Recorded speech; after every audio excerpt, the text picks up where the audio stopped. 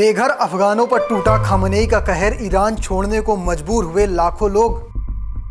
अफगान प्रवासियों पर लगा बम धमाकों के दौरान इजराइल की मदद का आरोप। 6 लाख से ज्यादा लोगों को किया गया प्रताड़ित, 1 मिलियन से ज्यादा ने छोड़ा है देश।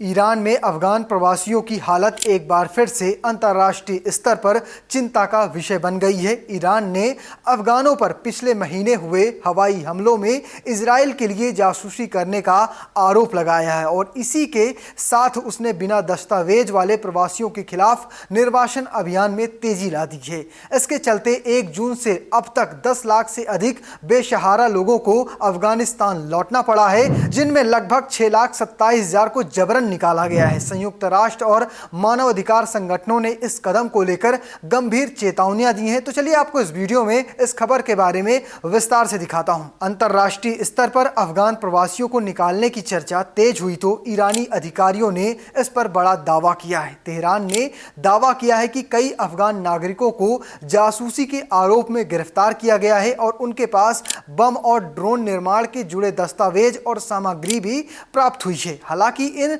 दावों को लेकर अभी तक कोई सबूत नहीं दिए गए हैं। ईरान की अर्ध सहकारी या कहें सहकारी जो तस्मीन समाचार एजेंसी है, जिसने इस्लामी रिवोल्यूशनरी गार्ड कॉर्पस से जुड़ी जानकारी देते हुए बताया कि इजराइल के लिए जासूसी के आरोप में कई गिरफ्तारियां हुई हैं। सरकारी टेलीविजन ने जून में चले 12 दिन के बमबारी अभियान के दौरान प्रवासियों की भूमिका पर सवाल उठाए थे, लेकिन ब्लूमबर्ग ने यह दावा किया है कि इजराइल ने इन आरोपों पर कोई भी प्रतिक्रिया नहीं दी है। ईरान लंबे समय से ईरान की सबसे बड़ी अफगान शरणार्थी आबादी की मेजबानी करता रहा है, जिनकी संख्या 30 से 60 लाख के बीच मानी जाती है। इनमें से अधिकतर हजारा समुदाय से हैं जो शिया मुसलमान हैं, जिन्हें तालिबान शासन में ऐतिहासिक रूप से प्रताड़ना का सामना करना पड़ा है। ईरान भले ही अफगानों को अतिथि कहता हो, लेकिन हालिया निर्वासन अभियान शत्रुता और असहिष्णुता का माहौल दर्शाता है। मानवाधिकार संगठनों ने चेतावनी दी है कि इन निर्वासनों से